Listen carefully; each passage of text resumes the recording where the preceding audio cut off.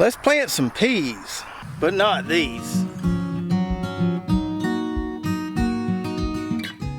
What's up, Lazy Dog fam? Hope everybody out there is having a wonderful day. Today we're going to be planting probably my favorite type of peas, zipper cream peas.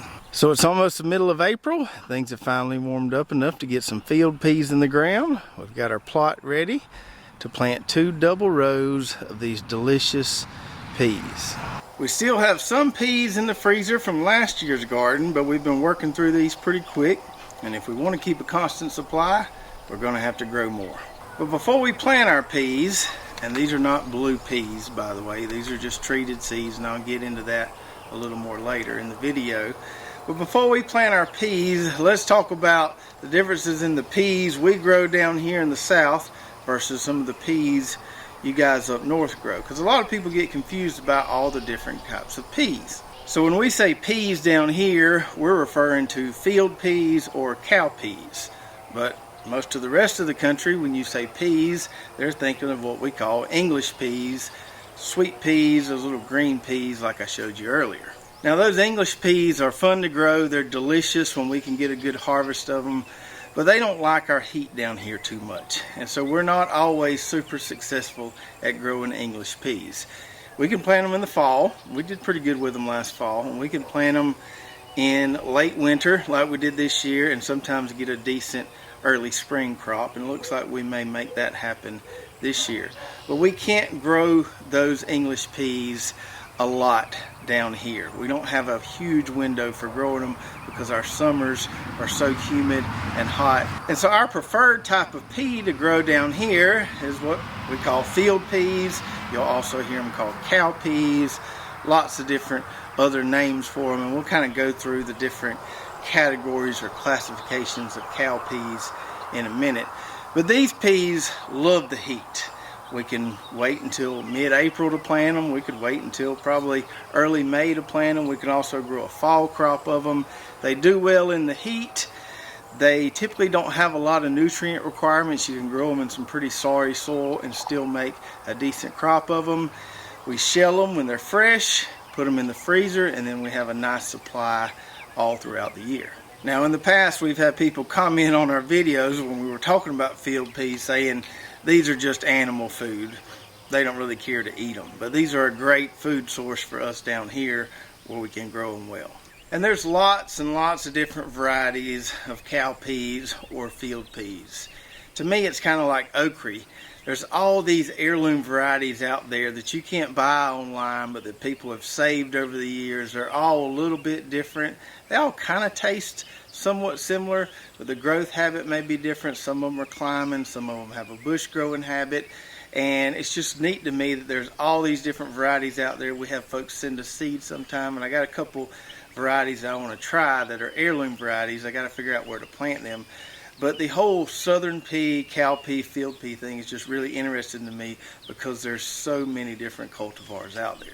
And so let's try to, as simply as we can, talk about the different categories of field peas or cow peas. And I have kind of my own classification system.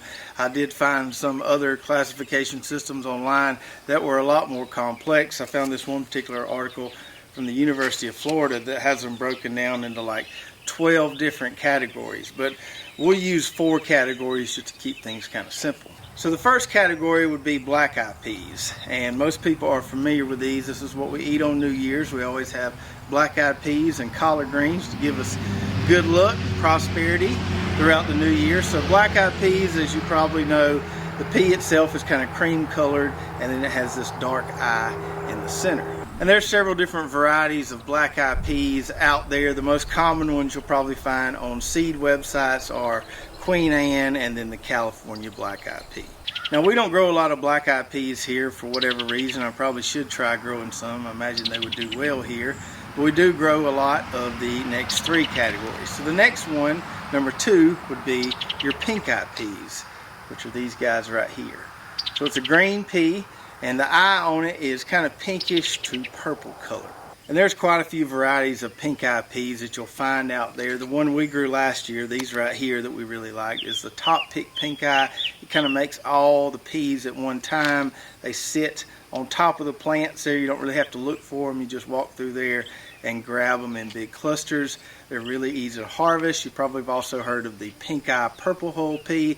That's another pink eye that's pretty popular for backyard gardeners. And then the third category for our purposes would be the crowder peas, like these right here, these knuckle hole crowder peas we grew last year. And these get their name from the idea or the fact that the peas are really crowded in the pods. The peas are really pushed together, really densely packed in the pods there. And these crowder peas tend to be a little bit darker and have a little more nuttier flavor than, say, the pink eye peas I showed you earlier. Some of these crowder peas will be black, some of them can be speckled. This particular variety right here, this knuckle hole, is kind of brown. And like I said, they have a little different flavor profile than the pink eye peas. These are a little nuttier, and when we boil these up, these knuckle hole peas here, they almost taste like a boiled peanut. They're really good to eat. It's just completely different, or a good bit different, than the pink eye's taste. And other varieties of crowder peas that you might have heard of would include the red ripper pea, which is a climbing crowder pea. We grow that as a cover crop, but you can also grow it as a food crop as well. Colossus is another popular crowder pea. You also have the Mississippi purple hull, which is another crowder pea. And then the last category we have are the cream peas. Now, we don't have any cream peas in our freezer currently. Hopefully we will after this grow out here. But the cream peas are a lighter color than the other peas I showed you, the pink eyes or the crowder peas. They're really cream colored, almost lighter, or they are actually lighter than a black eye pea. No eye in the center. They come in a variety of sizes. You have some that are really tiny and some that are a little bit bigger. These zipper peas are probably on the larger end of the cream pea spectrum. And in addition to the zipper cream peas that we're going to plant today, other cream pea varieties you might have heard of would be Sedandi, the lady pea or lady cream pea, Texas 40 cream peas. There's lots of different cream pea varieties out there, different sizes, but we really like the zipper pea. So those are kind of the four main categories in my mind: black eye, pink eye, crowder, and cream peas. Like I said, depending on where you look online, you'll find different classifications, but that's kind of how we classify them here. And one more thing about the field pea or cowpea nomenclature: you'll hear the word purple hull thrown around a lot when people are talking about cowpeas. And purple hull doesn't necessarily mean a type of cowpea. You can have purple hull pink eye peas, you can have purple hull crowder peas. Purple hull just means that when the pods mature, when they're ready to pick, the pods themselves will turn purple. That makes it really easy to tell which peas are ready to pick and which are not. And sometimes the purple hull peas, to me, seem to be a little bit more pest tolerant.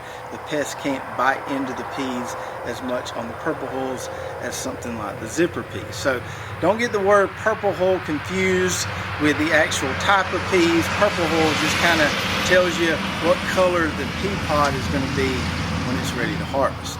Okay, so hopefully that kind of cleared up some things for you guys as far as field peas or cow peas go. Now let's talk about where we're going to be planting these things. So we had a cover crop here back in the winter, a cover crop of bayou kale. I had incorporated that into the soil. There's a little stubble left out there, but really not a whole lot to worry about. We'll get that as we weed this plot throughout the season. Where my two double rows are going to go, and we like to plant these things on double rows, is right here and right over there. You can see where the tiller has been. So I just kind of strip tilled two little paths there where each of our double rows are going to go. I didn't measure it out, but they're probably about 4 foot apart or so. These things will bush out a good bit and hopefully cover this ground so we don't have to worry about weeds a whole lot. Now, I'm not going to use drip irrigation in this plot for these peas or the other stuff that we'll be planting here. These field peas are pretty heat tolerant. They're also pretty drought tolerant, so we don't have to give them as much water as we do some of the other stuff we plant. So I'll just overhead water them if they need some water. We're also going to be planting some peanuts in here, Probably don't want to put peanuts on drip tape. We'll just overhead water those like all the other big farmers around here do. We're also going to be putting some okra in this plot, which I never put on drip tape because it's pretty drought tolerant as well. So I'm going to go grab the wheel hoe and make a furrow right down the center of each of these tilled lanes here. In that furrow, we'll be able to put some pre-plant fertilizer and some inoculant before we close that furrow and plant our peas. Now in that furrow we just made, we're going to put a little bit of pre-plant fertilizer and some inoculant. Now cowpeas aren't heavy feeders, so they don't need a whole lot of fertilizer or a whole lot of nutrients. And I might could get away with not putting any down at all, but just to be safe, we're going to put a little bit down. So we're going to use some of this Nature Safe 10-8. Our soil test told us that there was plenty of phosphorus in this soil, so we're just going to give it a little nitrogen, a little potassium. Normally in the other garden plots or when I'm planting other stuff, I'll use a whole scoop per row, but I'm just going to go half a scoop per row because like I said, these things aren't real heavy feeders. And then for the inoculant, we're going to use this Nature's Aid shaker can of inoculant here. And so legumes like cowpeas are nitrogen fixers, but you've got to have the right bacteria in the soil for them to fix or create their own nitrogen source. And that's what this inoculant does. It just provides those bacteria needed for the peas to fix their own nitrogen. So anytime we plant a legume, we try to put some inoculant in the planting furrow. Some of the legumes we plant, like some of the cover crops, some of the clover come pre-inoculated, but for the most part, any vegetable seeds we buy that are nitrogen fixing don't come pre-inoculated, so it's always a safe bet to put some of this in the soil. You don't have to have this, but in my opinion, it seems like the peas or the legumes or whatever you're planting that are nitrogen fixers tend to do a little bit better if you put this down. And this little shaker can right here treats up to 150 row feet. You really can't overdo it with this stuff, but you don't want to use more than you need to. So I've got probably 80 row feet behind me that we're going to plant. So I'll try to use about half of this can, and that should be about right. Alright, so we got our inoculant, which you can't see, and then that Nature Safe fertilizer, which you can see, put down in both of those furrows. Now we're going to close up those furrows with a wheel hoe, and in the process make us 2 little mini furrows to plant our double rows. And that's what we want right there. We've got our fertilizer and our inoculant in the middle. We've got 2 little mini furrows there that are about, I'd say 6 inches apart or so. And so we'll plant in both of those, make a nice little double row. And when these plants start growing and getting up good, they'll shade out that little portion in the center there. It allows us to grow twice the amount of produce in almost the same amount of space as one row would take. Now I mentioned earlier that these zipper cream peas are probably my favorite variety of field peas, but they're also the one I have the most difficulty growing, and I haven't grown any in a long time because I've struggled over the years with pest pressure. These seem to be a little more vulnerable to pest damage than some of the other field pea varieties out there. I've got a solution for that. I'll talk about that more towards the end of the video. Now these seeds here are treated. We don't plant treated seeds a lot of times, but in the case of these field peas here, having that treatment on them really helps get them up and going. Sometimes these zipper cream peas don't germinate that well. We're going to plant them really thick just so we can make sure we get a good stand. The germination isn't always that great on these, so that's why I got a 5-pound bag from Morgan County Seeds. Probably way more than I'm going to need for these 2 rows, but I figured I needed more than a pound, and it was just as cheap to get 5 pounds as it was to get a couple pounds. So we're just going to plant these by hand because we want to plant them really, really thick. I could use the walk behind cedar, but I'm not sure I could get them as thick as I want to get them. So we're just going to plant them by hand. It won't take long just with these couple double rows here. So we're going to sprinkle these things very liberally along this furrow here, an inch or 2 apart. If we get a couple doubles, it's not a big deal. I'd much rather come in here and thin these out than I have to come back and replant some skips.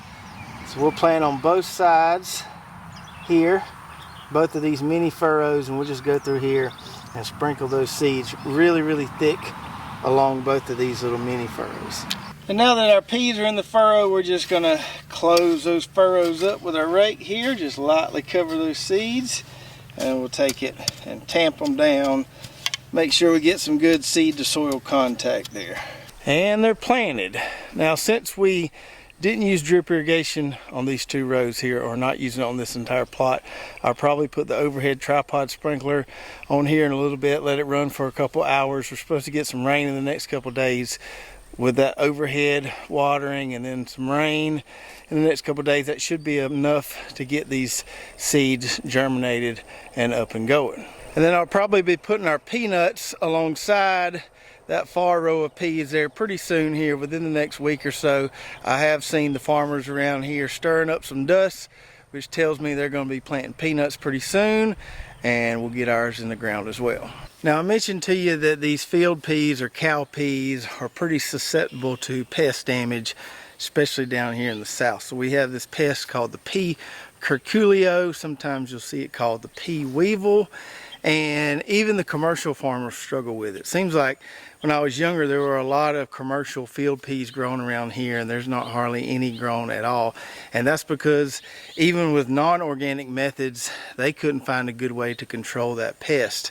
And so what that pest does is it gets on the outside of the pod there and sticks its little mouthpiece down into the peas, and then they're stung up. They got these little stings on them, and they're not marketable at that point. I've eaten stung up peas, but there's a lot of people that won't eat stung up peas. If we grow them in our garden and they got a few stings on them, it's not a big deal, but you can't sell peas that are stung. And so even the commercial guys have had a time with it. It seems like the zipper peas are a little more prone to get stung than some of the other varieties, like the purple hulls, stuff like that. And I think it has to do with the fact that the purple hulls, the shell on those are a little thicker. The zipper cream have a really papery, thin pod there, and I guess it's easier for the bug to kind of penetrate that and pierce those peas or sting them. So personally, I've tried all kind of organic methods to manage that pea curculio, and there's really nothing organically that will even put a dent in them. And you can research this online for yourself. If you don't believe me, you'll find several articles talking about the struggles of dealing with a pea curculio on field pea plots. Now, what I have found that works is this stuff right here, this liquid 7.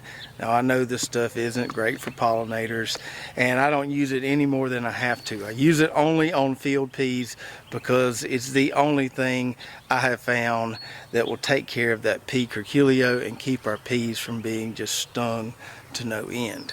And you can find this stuff anywhere, Lowe's, Home Depot, Tractor Supply. It's pretty readily available. I'm not super proud that I use it or that I have to use it, but it's kind of a necessary evil at this point. Now, before we go, I want to tell y'all a little bit of a sad story. So this here is our massive mulberry tree that's in our backyard. And normally this time of year, this thing would be loaded down with ripe mulberries. And we've got a few, but not many. You can see there's a few red ones there that are waiting to turn ripe, but they're not near as loaded as they normally are. Now, I don't know when this tree was planted. My guess is sometime in the 60s or 70s. It was here before we got here. I don't know what variety it is. I do know that it is the first fruit to produce here in the spring. Usually it produces a huge flush of mulberries, and then it's pretty much done for the rest of the year. I have seen some varieties that will produce on into the summer. We took a tour of Stark Brothers Nursery in Missouri one time, and they had a variety called Illinois Everbearing, I believe it was. Those mulberries were bigger than these are. They weren't quite as sweet as these, but that variety seemed to produce all throughout the summer. These, we get that one flush in early spring, and then they're done. And I was really looking forward to a big mulberry harvest this year. Last year, we made mulberry jelly for the first time. I think we ended up putting up about 4 to 5 quart jars of mulberry jelly, and it was absolutely delicious. The kids loved it. It was so good that it didn't last long at all. We went through it in just a couple of months. Our kids eat toast like it's going out of style. So we were looking forward to making more mulberry jelly, but it doesn't look like we're going to have many mulberries to make more jelly. So what happened here, and this happens about once every 4 or 5 years with this mulberry tree, is we'll get really warm sometime in February. This thing will start flowering and budding out, look like it's just going to be loaded with mulberries, and then we get a late freeze that just kind of zaps it. And when that happens, we don't get much production from this tree. We'll just get a few snacks this year. Like I said, I don't know if there'll be enough there to make any jelly or not. So a late freeze always hurts our mulberry tree. The other thing I've seen happen is when it does get loaded down with ripe mulberries, if we get a huge rain or windstorm, it will just blow them all or knock them all to the ground, and then the birds get to them before we can get to them. So the mulberry is kind of a finicky thing. It's great when we get a big harvest, but every few years we don't really get anything. But since we've been pretty successful at propagating fig trees this year, I think this winter I may try propagating this mulberry tree. I've never tried propagating mulberries, but we'll try to do it like we do the figs and see if we have any success. If any of you out there have ever tried propagating mulberry trees, please do share your experiences with us in the comments below. And if you've never grown cowpeas or field peas, you should definitely give them a try. Don't believe the people that say they're just animal feed. They're really, really good to eat, and there's a lot of different varieties out there that you can try. If you are a big field pea or cowpea fan, let me know in the comments below what your favorite varieties to grow are. If you're watching on YouTube, be sure to check out our affiliate links below. A lot of great companies that we use in our gardens here at Lazy Dog Farm. Even got some coupon codes for some of those companies, so you can take advantage of those discounts. Go check out our website, lazydogfarm.com, where we've got recipes, recommended products, garden blog, and some cool Lazy Dog Farm merch. If you did enjoy this video, make sure to subscribe, hit that notification button, like, and share, and we'll see you next time right here at Lazy Dog Farm. Hold farewell, by the beauty of your life.